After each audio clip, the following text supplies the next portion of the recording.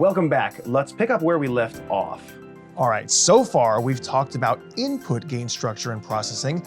Now let's talk about the other side of this equation.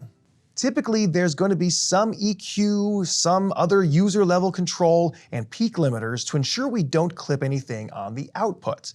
And then, perhaps you also add some delay if you're dealing with a larger distributed audio system. There are varying thoughts on how to equalize a given system. Some EQ in the output signal chain is typically for loudspeaker EQ, which are filter sets typically recommended by the manufacturer.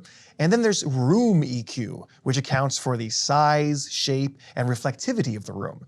This work can get cut in half if you're using QSC loudspeakers in the installation, because you can enlist intrinsic correction blocks for your loudspeaker EQ. These are custom voicing for QSC loudspeakers. For user gain controls, you should generally aim to allow front-end control of the individual sources rather than an overall gain. If the user adjusts each source before the mixer, it keeps the ratio of each input in the mix relatively constant. Allowing the user to control the output level to boost a quiet source will cause all the other sources to become incredibly loud. And almost equally important is to properly set reasonable upper and lower limits for those gain blocks. No user needs -100 to +20, period.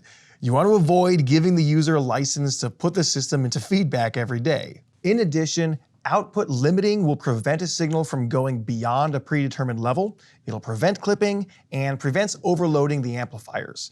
The peak limiter block default threshold is 0. But we did a few experiments and we found what would happen if you do use 0 as that threshold level. Below the threshold, the signal is unaltered and everything is fine. However, beyond the threshold, the limiter will start to take effect. As you can see, while the 0 dB threshold seems like a good number to start, 0 dB cuts it a bit too close. So we recommend that you change the threshold level to -3 dB to allow for a bit more margin on the limiter, which should help keep you out of clipping. However, when you're using QSC amplifiers, you don't really need any sort of limiting circuitry on the output side. QSC amplifier limiters are automatically set if the QSC loudspeaker blocks are configured correctly. There are a few types of limiting. The DAC limit prevents clipping at the input stage of an amplifier.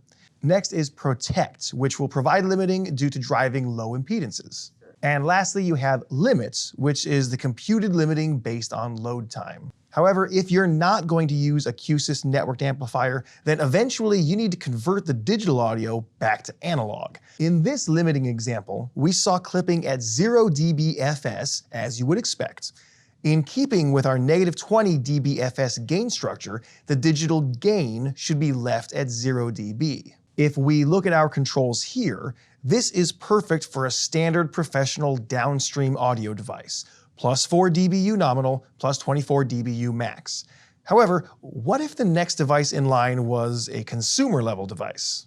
Ideally, we'd like all the components in the chain to clip at the same point. Assume that consumer line level is about -8 dBu, and you still want to leave 12 dB of headroom. You need to also assume that the maximum input level is +4 dBu RMA.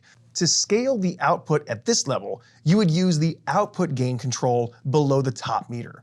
This is an analog gain stage after the digital to analog converter. Sometimes we must drive a mic level input on another device from Q-SYS. There are two major concerns here. One, phantom power is not enabled on the input Q-SYS is feeding. That will damage the Q-SYS output circuit. Two, the output gain will need to be adjusted to reduce the max output to mic level. As you can see in this diagram, moving to consumer or microphone level greatly degrades the signal-to-noise ratio. So whenever possible, use professional line level. Let's wrap up everything that we've learned, shall we? For your input calibration, make sure that you bring in everything at -20 dB FS. Then trim high and low frequency noise using low pass and high pass filters. Parametric EQ can be used for manufacturer suggested curves. And then notch filter or parametric EQ can be used to trim out feedback frequencies. Automatic gain control or compressors can be used to get consistent levels from a wider range of talkers. Next, don't place user level controls or gates ahead of the auto mixer because that's just terrible. And then, of course, use the fewest user gain controls possible to get the job done, and manage the range to avoid letting users ruin the gain structure. For output limiting, using QSC amplifiers and loudspeakers together will get you limiting automatically when those blocks are configured properly. We always recommend -3 dBFS as that safe limiter threshold. And then, finally, you're going to scale the analog section of the output circuitry to match your downstream device. Ideally, you want Q-SYS to clip at the same point as the next device downstream. And that's it for gain structure through Q-SYS.